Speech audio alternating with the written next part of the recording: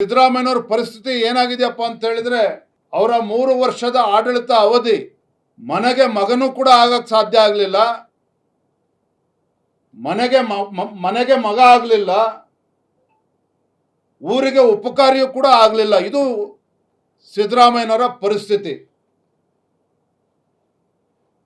ರಾಜ್ಯವನ್ನ ಸಾಲದ ಶೂಲಕ್ಕೆ ತಳ್ಳಿ ಹಾಕಿ ಯುವ ಜನಾಂಗಕ್ಕೆ ಅನ್ಯಾಯವನ್ನು ಮಾಡ್ತಕ್ಕಂಥದ್ದಷ್ಟೇ ಅಲ್ಲ, ಇವತ್ತು ಸಾಲವನ್ನು ಮಾಡೋದ್ರ ಜೊತೆಗೆ ರಾಜ್ಯದಲ್ಲಿ ಒಂದು ರೀತಿ ಅರಾಜಕತೆ ಸೃಷ್ಟಿ ಮಾಡ್ತಕ್ಕಂಥ ಕೆಲಸವನ್ನ ಮಾನ್ಯ ಮುಖ್ಯಮಂತ್ರಿಗಳ ನೇತೃತ್ವದಲ್ಲಿ ಆಗ್ತಾ ಇದೆ ಅನ್ನೋದನ್ನ ನಾನು ಈ ಸಂದರ್ಭ ಹೇಳೋಕೆ ಇಚ್ಛಪಡ್ತೇನೆ. ತುಮಕೂರಿನಲ್ಲಿ ನಡೀತಾ ಇರ್ತಕ್ಕಂಥ ಈ ಸಮಾವೇಶ it's a criminal waste of tax payers ಮನಿ.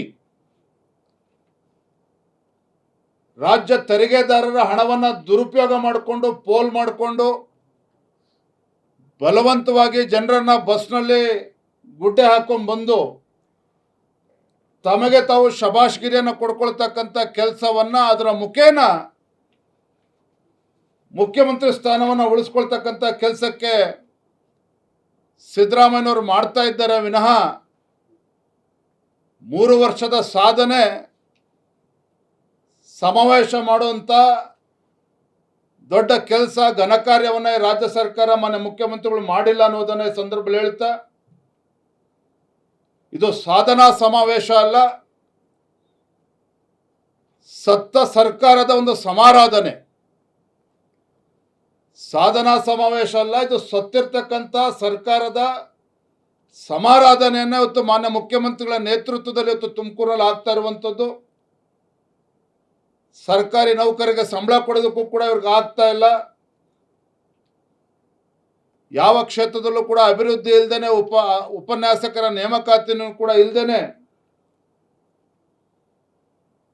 ತಮ್ಮ ಆಡಳಿತದ ಸೋಲುಗಳನ್ನು ಮರೆಮಾಚಲು ಆಡಳಿತ ಯಂತ್ರವನ್ನು ದುರುಪಯೋಗ ಪಡಿಸ್ಕೊಂಡು ಈ ಸಮಾವೇಶವನ್ನು ಮಾಡ್ತಾ ಇದ್ದಾರೆ ಅನ್ನೋದನ್ನ ನಾನು ಈ ಸಂದರ್ಭದಲ್ಲಿ ಹೇಳೋದಕ್ಕೆ ಇಚ್ಛಪಡ್ತೇನೆ. ನಾನು ಇಷ್ಟೇ ಹೇಳುವಂಥದ್ದು, ಈ ಕಾಂಗ್ರೆಸ್ ಸರ್ಕಾರದ ಸಾಧನೆ ಏನು ಅನ್ನೋದನ್ನು ಹೇಳಿದ್ದೇನೆ. ಒಂದು ಕಡೆ ಅಭಿವೃದ್ಧಿ ಶೂನ್ಯ, ಮತ್ತೊಂದು ಕಡೆ ಭ್ರಷ್ಟಾಚಾರ. ಯಾವ ಸಮುದಾಯಗಳು ನಂಬಿಕೊಂಡು ಮತವನ್ನು ಕೊಟ್ಟು ಕಾಂಗ್ರೆಸ್ ಸರ್ಕಾರ ರಾಜ್ಯದಲ್ಲಿ ಅಧಿಕಾರಕ್ಕೆ ಬರೋದಕ್ಕೆ ಬೆಂಬಲವನ್ನು ನೀಡಿದ್ರು, ಎಲ್ಲ ಸಮುದಾಯಗಳನ್ನು ಕೈಬಿಟ್ಟು ಒಂದು ಕಡೆ ಹಿಂದೂಗಳಿಗೆ ಅಪಮಾನ ಮಾಡಿಕೊಂಡು ಅಲ್ಪಸಂಖ್ಯಾತರ ಓಲೈಕೆ ಮಾಡ್ತಕ್ಕಂಥ ರಾಜಕಾರಣವನ್ನು ಮಾನ್ಯ ಮುಖ್ಯಮಂತ್ರಿಗಳು ಈ ಕಾಂಗ್ರೆಸ್ ಸರ್ಕಾರ ಮುಂದುವರಿಸಿದೆ.